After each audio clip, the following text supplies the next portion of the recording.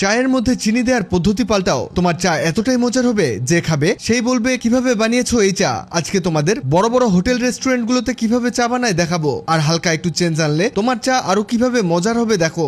First একটা কড়াইয়ে 1 litre পরিমাণ পানি নিয়ে নাও আর এতে দিয়ে দাও গুঁড়ো দুধ। আমরা এখানে প্রায় 3 চামচের মতো গুঁড়ো দুধ দিয়ে দিব। তুমি চাইলে এখানে গুঁড়ো দুধটা বাড়িয়ে দিতে পারো। আর অবশ্যই দেখবে যখন পানি কিছুটা ফুটতে শুরু করবে ঠিক তখনই গুঁড়ো দুধটা দিয়ে দিবে। এখন দিয়ে দিলাম কয়েক ফোঁটা সরিষার তেল। আমরা সরিষার তেল কিসের জন্য দিয়েছি একটু পরে বলছি।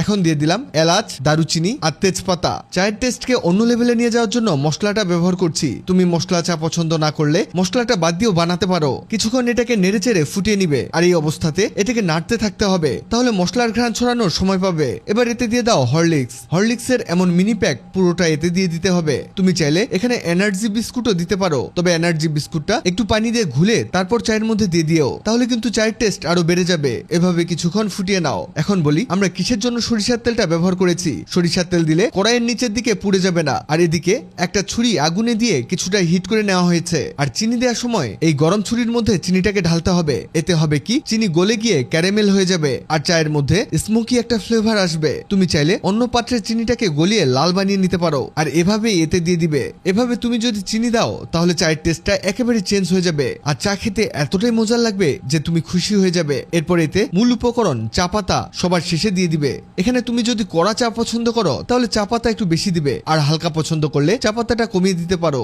এটা হতে হতে তোমাদের জানিয়ে দেই, আগের ভিডিওতে কমেন্ট করেছো ঢাকা থেকে ফাতেমা সুমি, জয়পুরহাট থেকে ইমন, চুয়াডাঙ্গা থেকে আরশি ইসলাম মানহা। তোমরা যারা কমেন্ট করেছো তোমাদের ধন্যবাদ। আমাদের চা কিন্তু রেডি হয়ে গেছে। দেখো একবার এর কালারটা অসাধারণ হয়েছে। এবার ছাঁকনিতে ছাঁকে এটাকে পরিবেশনের পালা। এই চা যে একবার খাবে তার জিভে লেগে থাকবে। মানে এক কথায় রেস্টুরেন্টের চায়ের চেয়েও মজার হবে এই চা। ভারী একটা চা তৈরি হয়েছে দেখো। একবার যদি বানিয়ে খাও তুমি এবং তোমার পরিবারের সবাই আমাদের ধন্যবাদ দিতে বাধ্য হবে।